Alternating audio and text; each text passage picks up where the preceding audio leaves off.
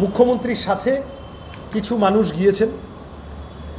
দীর্ঘদিন সংবাদ জগতে সুনাম, কুনাম, অনাম, বেনাম বিভিন্ন রকম পরিচিতি আছে, কিন্তু যাই হোক, সিনিয়র সাংবাদিক মর্যাদা নিয়ে বিভিন্ন মিডিয়া হাউসের কিছু লোক গিয়েছেন। রিপোর্ট করুন। সাংবাদিকের ধর্ম তো নিরপেক্ষতা বজায় রেখে, সাংবাদিকতার এথিক্স নিরপেক্ষতা বজায় রেখে সত্যি কথা তুলে ধরা।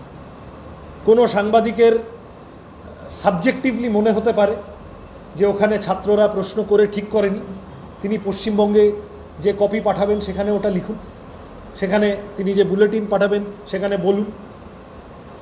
কিন্তু ভিডিওতে দেখা যাচ্ছে, তৃণমূলের ছাড়া ভিডিওতে দেখা যাচ্ছে সিনিয়র সংবাদ জগতের সিনিয়র মাথারা কেউ কেউ, আমি যতদূর বুঝেছি তারা পশ্চিমবঙ্গ সরকারের কর্মচারী হিসেবে যাননি, তারা নির্দিষ্ট মিডিয়া হাউসের প্রতিনিধি হিসেবে গিয়েছেন মুখ্যমন্ত্রীর সফর কভার করতে।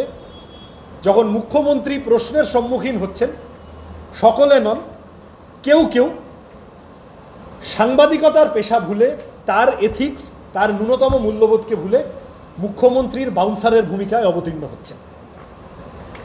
প্রতিবাদীদের হাত পা নেড়ে বিভিন্ন রকম কথা বলছেন, অ্যাবিউজ করছেন।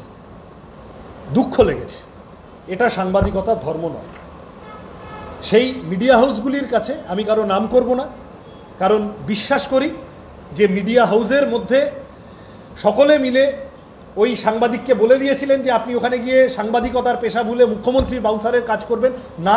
বিশ্বাস করি তা নয়। যারা যারা নম্বর বাড়াতে আগ বাড়িয়ে ওখানে গিয়ে এই ধরনের নিরপেক্ষতা ব্রিচ করলেন, তাদের কাছে আমার সরাসরি প্রশ্ন থাকবে, পশ্চিমবঙ্গে মমতা বন্দ্যোপাধ্যায় কিন্তু মেজরিটি নন। নন তৃণমূল ভিউয়ারশিপটা কি আপনাদের প্রয়োজন নেই? নন তৃণমূল লিডারশিপ কি আপনাদের প্রয়োজন নেই? তাহলে সেটা সরাসরি বলে দিন যে আমি বা আমার চ্যানেল বা আমার খবরের কাগজ মমতা বন্দ্যোপাধ্যায়ের ক্রীড়নক হিসেবে কাজ করতে ইচ্ছুক। পরিষ্কার বলে দিন, মিটে গেল। আমরা তাহলে এত কথায় যাব না, জেনে নেব যে আচ্ছা ঠিক আছে, ওই চ্যানেলগুলি বা ওই খবরের কাগজগুলি, কুণাল ঘোষ যেরকম, কোনো লাজ লজ্জার বিষয় নেই, পরিষ্কার কথা। একটা খবরের কাগজের অফিসে বসে রোজ তৃণমূলের মুখপাত্র হয়ে সাংবাদিক সম্মেলন করে, তা বাকিরাও এরকম বলে দিন, কোনো অসুবিধা নেই।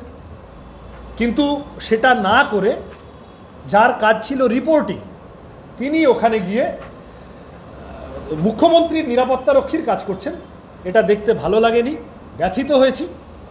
আগামী দিনে পশ্চিমবঙ্গ সহ রাজ্যের বিভিন্ন জায়গায়, দেশের বিভিন্ন জায়গায় মুখ্যমন্ত্রী, প্রধানমন্ত্রী এনারা যখন এই ধরনের প্রশ্নের সম্মুখীন হবেন, প্রেস ফ্রিডমে 159 নম্বরে থাকা ভারতবর্ষ, তাকে প্রেস ফ্রিডমের প্রশ্নটিকে ঊর্ধ্বে তুলে ধরার জন্য মোহাম্মদ জুবেররা যেখানে জেলে যায়, যেখানে সাংবাদিকদের বিভিন্ন সময় বিভিন্নভাবে থানায় জেলে পাঠানো হয়, সাংবাদিকরা সেই মহান ধর্মকে রক্ষা করতে নিজেরা উদ্যোগী হবেন।